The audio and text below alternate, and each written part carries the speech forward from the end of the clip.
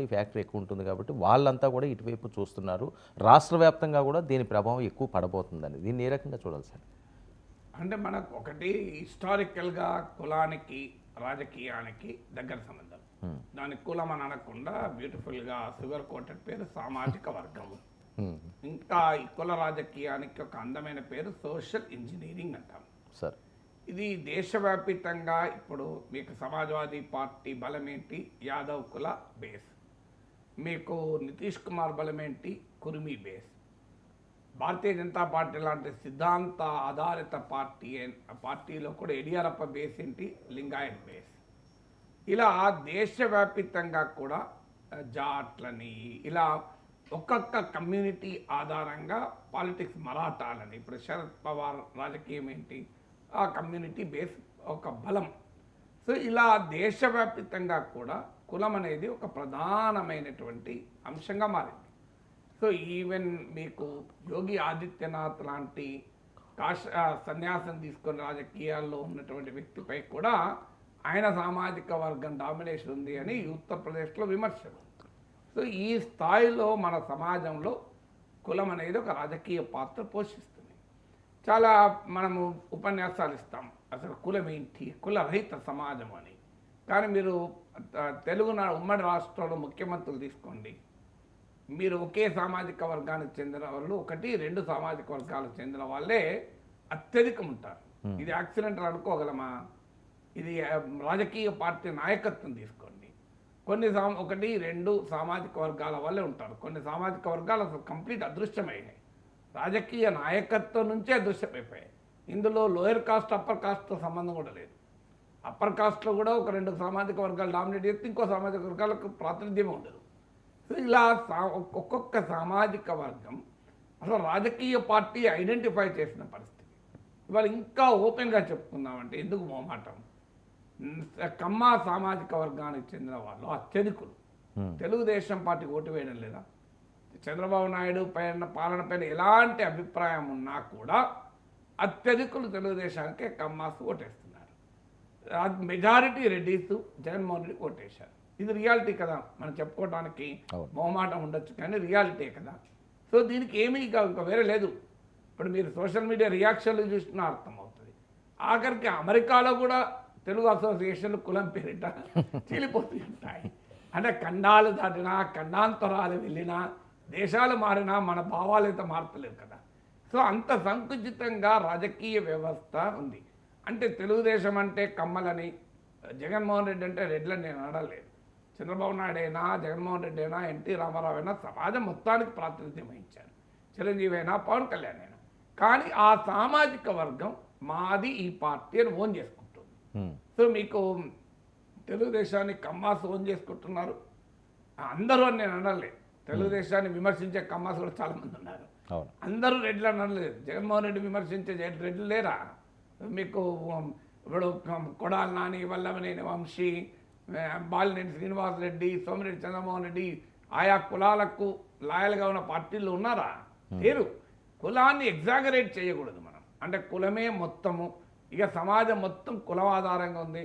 తెలుగుదేశంలో కమ్మాస్ తప్పేవాళ్ళు లేడు, జగన్మోహన్ రెడ్డి వెనకాల రెడ్లు తప్పేవాళ్ళు లేరు. ఇది కూడా రాంగ్ కన్క్లూషన్. ఈ ఎగ్జాగరేషన్ కూడా కరెక్ట్ కాదు. పవన్ కళ్యాణ్ అంటే కాపులు మాత్రమే, ఇది నిజం కాదు. రాజకీయ పార్టీకి అన్ని కులాల్లో ఓటర్లు ఉంటారు, మద్దతుదారులు ఉంటారు, అభిమానులు ఉంటారు. సో అందులో డౌట్ లేదు. కానీ ఒక్కొక్క కులం ఇది మా పార్టీ అని ఓన్ చేసుకొని మా సొంతది అని భావించేటువంటి ధోరణి కూడా తెలుగునట్టు ఉంది. ముఖ్యంగా ఆంధ్రప్రదేశ్లో, తెలంగాణలో లేదు. మీరు ఏ కులము బీఆర్ఎస్ మా పార్టీ అని ఎవరు అనుకుంటలేరు కదా. బీఆర్ఎస్ కేసీఆర్ పార్టీ అనుకుంటున్నారు. సో అందువల్ల ఫలానా కులం అని తెలంగాణలో ఇది లేదు. కానీ ఆంధ్రప్రదేశ్లో ఈ ధోరణి ఉంది. హిస్టారికల్గా ఈ ధోరణే మీకు కాంగ్రెస్ పార్టీలో రెడ్ల ఆధిపత్యం ఉన్న సమయంలో కమ్మాసు ఒక ఎకనామిక్ మొబిలిటీ ఉన్న కాస్ట్, చాలా ఎంటర్ప్రెన్యూరియల్ కాస్ట్, మీకు అలాంటి వనరులు రిసోర్సెస్ ఉన్న కాస్ట్ కాస్త పొలిటికల్గా కాంగ్రెస్ రాజకీయాల్లో మార్జినలైజ్ అయిపోయారు. మీరు కాంగ్రెస్ రాజకీయాల్లో కమ్మాస్ పాత్ర చాలా పరిమితం. అప్పుడు ఎన్టీ రామారావు పార్టీ పెట్టినప్పుడు సహజంగానే ఆ సామాజిక ఫ్యాక్ట్, ఆ రియాలిటీ ఉంది కనుక, సోషల్ రియాలిటీ అంతే ఎకనామిక్గా, ఫైనాన్షియల్గా, సోషల్గా క్లౌట్ ఉండి కూడా కాంగ్రెస్ రాజకీయాల్లో మార్జినలైజ్ అయిన రియాలిటీ కాస్త కమ్మ సెక్షన్స్ను తెలుగుదేశాన్ని ఓన్ చేసుకునేలా చేసింది.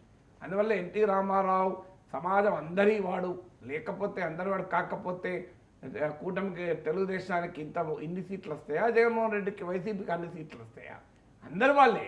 కానీ ఆ పర్టికులర్ కాస్ట్ ఓన్ చేసుకోవడం మొదలైంది. కాంగ్రెస్ రాజకీయాల్లో మీరు రెడ్లు కాంగ్రెస్ను మొదటి నుంచి ఓన్ చేసుకున్నారు. ఆంధ్రప్రదేశ్ ఏర్పడ్డాక ఆ రెడ్డి లెగసీ కాస్త పూర్తిగా జగన్మోహన్ రెడ్డి వెనకాల వెళ్ళిపోయింది. ఈ ప్రాసెస్లో కాపుస్ సైడ్ లైన్ అయిపోయారు. నిజంగా కూడా సైడ్ లైన్. కాపుస్ న్యూమరికల్లీ బలమైన కాస్ట్ 20-30 కనీసం ఒక 30 సీట్లలో 30 to 40 సీట్స్లో మీకు ప్రభావం చూపగలిగే, ఆంధ్రప్రదేశ్లో ప్రభావం చూపగలిగే కాస్ట్. మీరు కాపు, ఒంటర, బలిజ ఇవన్నీ కలుపుకుంటే, ఇంకా నువ్వు తూర్పు కాపులు, మున్నూరు కాపులు కలుపుకుంటే సరిపోతుంది. నేను అనేది వాళ్ళని కలపడం లేదు. కాపు, తెలగ, ఒంటరి, బలిజ వీళ్ళని కలుపుకుంటే కూడా ఇది వెరీ బిగ్ కమ్యూనిటీ కదా. రాయలసీమలో మీకు బలిజాసు, ఇక్కడ దక్షిణ కోస్తాలో కాపుస్, ఉత్తర కోస్తాలో తూర్పు కాపుస్ ఉన్నారు. వాళ్ళని కలపకపోయినా కూడా సో ఒక 30-40 కాన్స్టిట్యున్సీలో దే కెన్ డిసైడ్. కొన్ని నియోజకవర్గాలు మీరు అన్నట్లు గోదావరి జిల్లాలోనైతే అసలు మెజారిటీ, మళ్ళీ ఇంకా వేరే వర్గమే ఉండదు. అలాంటి హిస్టారికల్గా కూడా కమ్మ కాపుల మధ్య గ్యాప్ కూడా ఉంది. సో దీనికి మనకు అంతా చరిత్ర అంతా హిస్టరీ అంతా తెలుసు. వాటి మళ్ళీ ఆ గాయాలను మళ్ళీ తడుపుకోవాల్సిన అవసరం లేదు.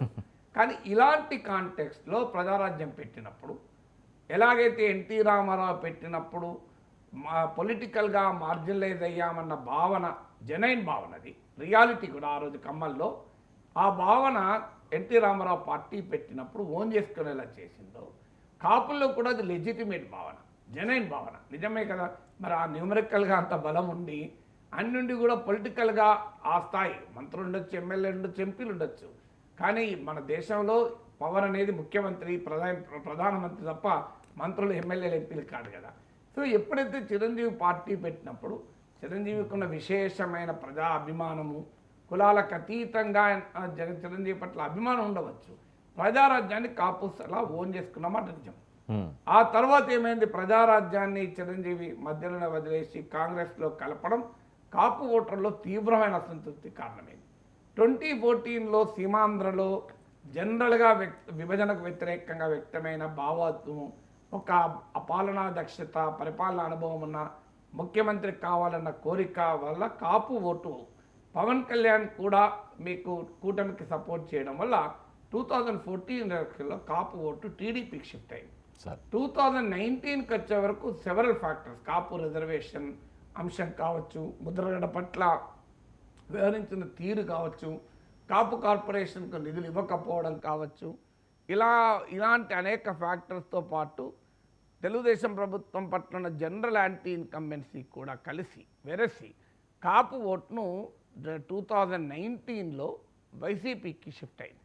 అంటే అందరూ నేను మెజారిటీ, ఇప్పుడు ఒక కులం షిఫ్ట్ అయిందంటే 50% ఎబో అనే మీనింగ్ తప్ప అందరూ కూడగట్టుకోవడం 100% ఉండదు ఎప్పుడు కూడా. సో ఈ వైసీపీ షిఫ్ట్ అయిన తర్వాత 2024కి వచ్చే వరకు టీడీపీ జనసేన కూటమి ఇట్స్ ఎ గేమ్ చేంజర్. ఇది ఎందుకు గేమ్ చేంజర్ అంటే రెండు రాజకీయ పార్టీలే కాదు, హిస్టారికల్గా గ్యాప్ ఉన్న రెండు సామాజిక వర్గాలు, ఇప్పటికాలం కాదు రంగా కాలం నుంచి కూడా ఈ గ్యాప్ ఉంది కదా, అందరికీ తెలుసు కదా. సో ఇలాంటి గ్యాప్ ఉన్నటువంటి రెండు సామాజిక వర్గాల మధ్య ఒక unnatural social కోalition, unnatural social aligns మధ్య ఒక పొలిటికల్ కోalition ఏర్పడింది. ఇది మామూలు ఇంపాక్ట్ చూపెట్ల ఆంధ్రప్రదేశ్ రాజకీయాలను మలుపు తిప్పింది. ఇది మీకు ఎప్పుడైతే అందుకే పవన్ కళ్యాణ్ తీసుకున్న స్టాండ్, తెలుగుదేశంతో కలవాలి అని రాజమండ్రి సెంట్రల్ జైలు ఎదురుగా తీసుకున్న స్టాండ్కున్న సోషల్ అండ్ పొలిటికల్ సిగ్నిఫికెన్స్ అది. ఈ ప్రాసెస్లో కూటమి విజయవంతమైంది. కాపు ఓటు గణనీయంగా కూటమి వెనకాల ర్యాలీ అయింది. దీనికి పవన్ కళ్యాణ్ పాత్ర బలపడడం కావచ్చు, టీడీపీ జనసేనల కలయిక కావచ్చు, జగన్మోహన్ రెడ్డి పట్ల ఉన్న వ్యతిరేకత కావచ్చు, ఇవన్నీ కలిసి వచ్చాయి. అందుకే ముద్రగడ, హరిరామ జోగయ్య లాంటి కాపు వెటరన్స్ అటువైపు ఉన్నా కూడా పెద్ద ప్రభావం పడలే. ముద్రగడ మామూలు నాయకుడు కాదు కదా, జీవితకాలం అంతా కాపుల కొరకు కొట్లాడిన నాయకుడు. కొన్ని ఇఫ్స్ అండ్ బట్స్ ఉండొచ్చు, ఆయన పైన విమర్శలు ఉండొచ్చు, ఆయన రాజకీయాల పైన ఇవన్నీ విమర్శలు ఉంటాయి, కానీ you cannot undermine his contribution to the Kapu cos. So అలాంటి ముద్రగడ ఆయన పద్మనాభరెడ్డి కూడా అయిపోయాడు కదా ఇప్పుడు, అవును. పేరే మార్చుకొని. సో అలా వీళ్ళందరూ కూడా ఈ హిస్టారికల్ కాంటెక్స్ట్లో కూటమి వెనకాల కాపోట్ ర్యాలీ అయిన మాట నిజం. తర్వాత పోస్ట్ 2024 ఏం జరుగుతుంది అంటే 2024 తర్వాత ఏం జరుగుతుంది అనేది మనకు చాలా కీలకం. ఎందుకంటే పవన్ కళ్యాణ్ ఒక చారిత్రకమైన విజయాన్ని సాధించాడు. 2019 కాదు, 14 కాదు. ఇది ఎంత చారిత్రక విజయం అంటే 100% స్ట్రైక్ రేట్. తెలుగుదేశం కన్నా కూడా ఎక్కువ, మనకు అలా కంపేర్ చేయలేము, ఎందుకంటే తెలుగుదేశం ఎక్కువ సీట్లు పోటీ చేసింది కనుక స్ట్రైక్ రేట్ల మధ్య కంపారిజన్ కరెక్ట్ ఉండదు. బట్ 100% స్ట్రైక్ రేట్ సాధించాడు. ఇది మొదటి విజయం. రెండవది, టీడీపీతో కలవనన్న బీజేపీని తీసుకొచ్చి కలిపాడు. మూడవది, వైసీపీ వ్యతిరేక ఓటు చీలకూడదు అని ఒక రాజకీయ వ్యూహాన్ని ప్రతిపక్ష కూటమికి బలంగా ఇచ్చాడు. నాలుగవది, ప్రజల్లో కూడా ఆ బలమైనటువంటి భావనను తీసుకెళ్లాడు. 5, చంద్రబాబు నాయుడు అరెస్ట్ అయి ఉన్నప్పుడు లోకేష్ న్యాయ నిపుణులతో చర్చిస్తూ ఢిల్లీలో ఉన్న సమయంలో తెలుగుదేశం పార్టీ సైన్యం మొత్తం నిర్వీర్యమైన సమయంలో పవన్ కళ్యాణ్ క్రియాశీలకంగా రోడ్డు మీదకి వచ్చి నిరసన తెలపడం వల్ల జనసేన కన్నా కూడా తెలుగుదేశం శ్రేణులు ఉత్సాహపడ్డాయి. తర్వాత ఆయన ఆ క్రిటికల్ కాంటెక్స్ట్లో, అంటే టీడీపీ చంద్రబాబు నాయుడు జైల్లో ఉండి తెలుగుదేశం పైన తీవ్రమైన ఒత్తిడి ఉన్న సమయంలో అసలు ఏంటి తెలుగుదేశం భవిష్యత్ ఏంటి, ఎన్నికల్లో ఓడిపోతే అసలు ఎలా అంటున్న సమయంలో వైసీపీ నుంచి పవర్ఫుల్గా ఒక రకంగా బ్యాటింగ్ రాళ్ల దాడిలాగా దాడి జరుగుతున్న సమయంలో పవన్ కళ్యాణ్ ఒక కీలకమైన నిర్ణయం తీసుకొని ఒక మేజర్ సోషియో పొలిటికల్ అలియన్స్కు ఆయన శ్రీకారం చుట్టాడు. ఇన్ని ప్రత్యేకతలు పవన్ కళ్యాణ్కు ఉండడం వల్ల తెలుగుదేశం అనుకూల సామాజిక వర్గంలో కూడా పవన్ కళ్యాణ్ పట్ల ఒక అభిమానం పెరిగింది. ఇది టీడీపీ జనసేనల మధ్య హయ్యెస్ట్ ఓట్ ట్రాన్స్ఫర్ కారణమైంది. క్షేత్రస్థాయిలో కొన్ని విభేదాలు, ఇష్యూస్ ఉన్నప్పటికీ కూడా తర్వాత ఆఫ్టర్ ఎలక్షన్స్ కూడా మ్యాన్ ఆఫ్ ద మ్యాచ్గా పవన్ కళ్యాణ్ నిలిచాడు, ఆర్కిటెక్ట్ ఆఫ్ ద అలియన్స్గా నిలిచాడు. నందమూరి బాలకృష్ణ షోలో చంద్రబాబు నాయుడే చెప్పినట్లు గేమ్ చేంజర్ అయ్యాడు. ఇవన్నీ అయినాక ఆయన జాగ్రత్తగా after government formation Pawan Kalyan ఏం చేస్తున్నాడంటే ఒక వ్యూహాత్మకంగా అడుగులేస్తున్నాడు. కూటమి చేసే మంచి పనుల వల్ల వచ్చే క్రెడిట్ ఏమో షేర్ చేసుకుంటున్నాడు, కూటమి చేసే తప్పుల వల్ల వచ్చే డెబిట్ ఏమో తన అకౌంట్లో పడకుండా జాగ్రత్త పడుతున్నాడు. సో ఇది వ్యూహాత్మకం. ఎందుకంటే ఆయనకు ఒక అడ్వాంటేజ్ కూడా, ఈ నాట్ ది లీడర్, ఇది డిప్యూటీ లీడర్ కనుక క్రెడిట్ ఏమో ఆయన అకౌంట్లో పడుతుంది. మంచి పనులు చేస్తారనుకోండి, పోలవరం మళ్ళీ ముందుకు వచ్చింది, అమరావతి మళ్ళీ ముందుకు వచ్చింది.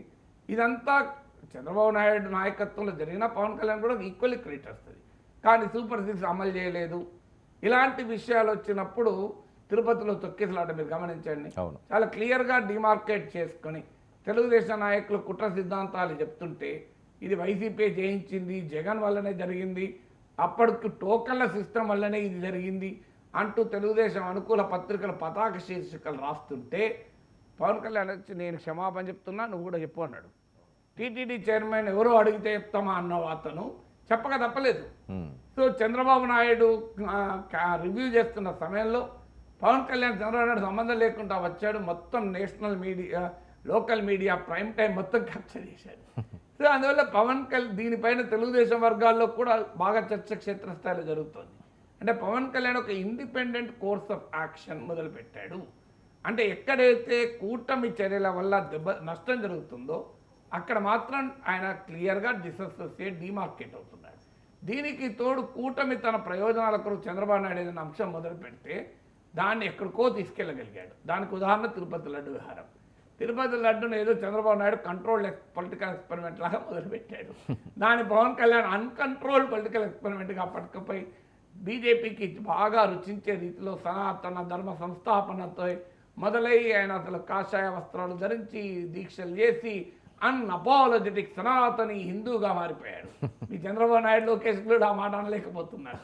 చంద్రబాబు నాయుడు అన్నాడు ఆయన అన్అపాలజెటిక్ హిందూ, ఆయన సనాతన హిందూ అనేది మీకు లోకేష్ కూడా అనలే. సో ఇదంతా పరిణామాలు జరుగుతున్న సమయంలో బీజేపీ వ్యూహం ఏంటి, ఇది ఇక్కడ కూడా మళ్ళీ నేను చెప్పను. రాధాకృష్ణ, తెలుగుదేశం పార్టీ అయితే రాధాకృష్ణుడు తస్మదీయుడు అన్నారు కదా, అస్మదీయుడే అని అన్న అనకపోయినా తస్మదీయుడు అయితే అన్నారు.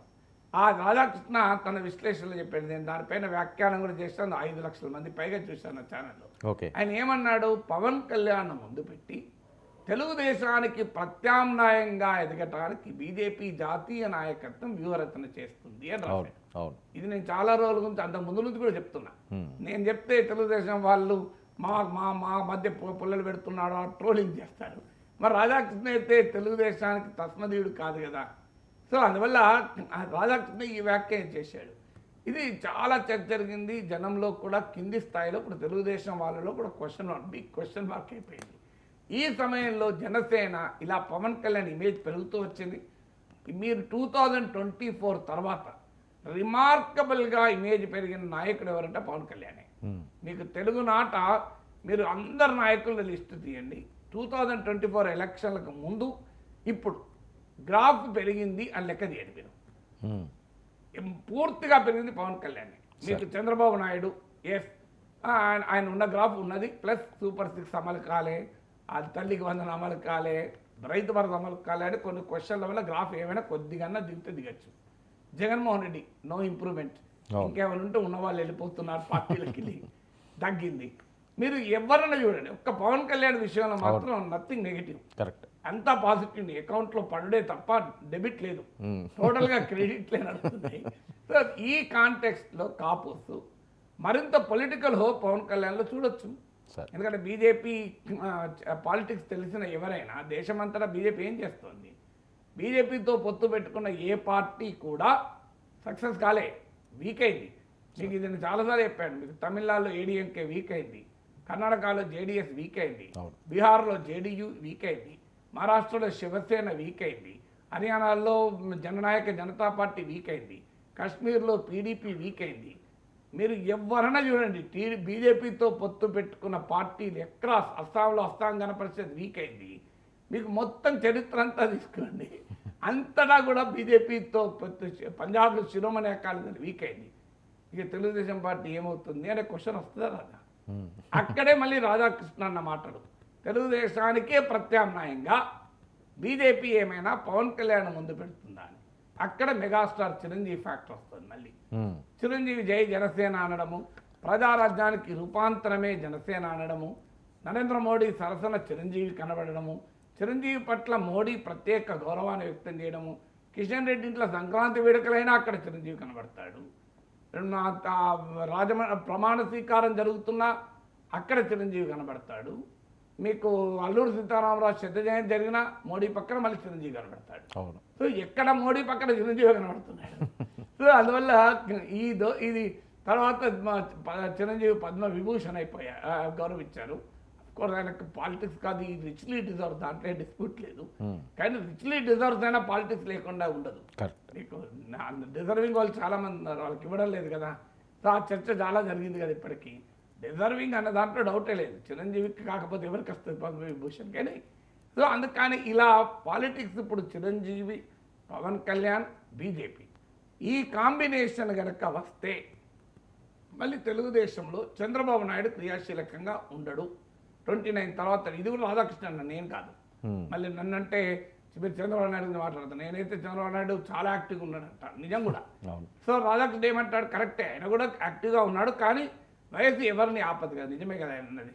సో అప్పుడు లోకేష్ వస్తాడు, అటువైపు లోకేష్, ఇటువైపు చిరంజీవి, పవన్ కళ్యాణ్. నిన్నదాకా ఓన్లీ పవన్ కళ్యాణ్ అనుకున్నాను, చిరంజీవి, పవన్ కళ్యాణ్, బీజేపీ, అటు జగన్మోహన్ రెడ్డి. ఇప్పుడు చూడండి బ్యాలెన్స్ ఆఫ్ పవర్స్. మీరు ఒకసారి ఈ చిత్రాన్ని, ఊహా చిత్రాన్ని ఊహించండి.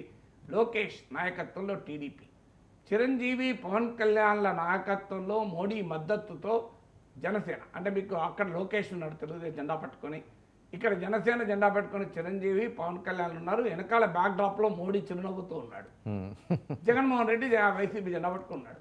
మీరు ఎక్కడ గ్రావిటీ ఉంది, మీరే ఆకర్షణ శక్తి ఎక్కడుందో మీరు ఊహించుకోండి. పోస్టరే బ్లాక్ బస్టర్లా ఉన్నది, అంతే, ఇదే కదా. ఇప్పుడు మీకు రాజమండ్రి సెంట్రల్ జైలు ముందు ఒకవైపు బాలకృష్ణ, ఇంకోవైపు లోకేష్ ఉండగా మధ్యలో పవన్ కళ్యాణ్ ఉన్నాడు. ఏం చంద్ర అయినా లేదా?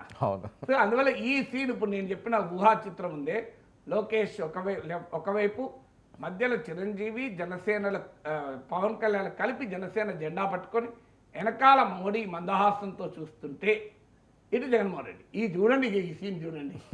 ఈ సీన్ చూసినప్పుడు ఏమవుతుంది, సహజంగానే మళ్ళీ కమ్మ రెడ్డి పోలరైజేషన్, కాపు ఫ్యాక్టర్ వస్తుంది. కాపు ఫ్యాక్టర్లు సహజంగానే మాకు చిరంజీవి పవన్ కళ్యాణ్ కలిసి జనసేన జెండా పట్టుకుంటే వెనకాల నరేంద్ర మోడీ మందహాసంతో చూస్తుంటే ఇంకా కాన్ఫిడెన్స్ పెరగదయ్యా. అవును. పెరిగి అక్కడ నీకు కాపు ర్యాలీ అయ్యే అవకాశం ఉంది. కాపు ర్యాలీ అయినప్పుడు ఏమవుతుంది, ఇమీడియట్గా తెలుగుదేశం నుంచి కాపుస్ వెళ్ళరు. ఎందుకంటే ఆడ ఆల్రెడీ తెలుగుదేశం అధికారంలో ఉంది కనుక మనసులో ఉన్నా పైకి రారు. వాళ్ళకు మరి ప్రతిపక్షంలో ఉన్నది వైసీపీ వెనకాల ఉన్న కాపులు ముందెళ్ళిపోతారు కదా. సో అందువల్ల ఆ కాపు కన్సాలిడేషన్ వెనకాల జనసేన వెనకాల కావడానికి ఇలాంటి అనేక ఫ్యాక్టర్స్ ఉన్నాయి. సార్ మరొక అంశం, ఈ అంశం ఇలా ఉండి పవన్ కళ్యాణ్ గారి వ్యూహం అలా ఉంటే జగన్మోహన్ రెడ్డి గారు అరెస్ట్ అయిపోతున్నారంటూ జరుగుతున్న ప్రచారం, వైసీపీ పాలనలో మన ముఖ్యమంత్రి గారి భార్య అవినీతికి పాల్పడ్డారని ఒక వరకు అంటే, లేదు పాత కేసులే మళ్ళీ తీస్తున్నాము, జగన్ అయితే బయట ఉండనేమో, ఆయన ఏదో బయట పాదయాత్రలు చేస్తాను తిరుగుతానంటున్నారు, కానీ అంత సీన్ లేదు అని జరుగుతున్న ట్రోల్స్. ఇప్పుడు అరెస్ట్ రాష్ట్ర ప్రభుత్వం చేయొచ్చు ఒకటి, ఎందుకంటే స్కిల్ డెవలప్మెంట్ కేసులో చంద్రబాబు జగన్ చేయలేదా. అవును. రెండవది కేంద్ర ప్రభుత్వం, అదైతే బోలెడర్ కేసులు జగన్ పైన సిబిఐడి కేంద్ర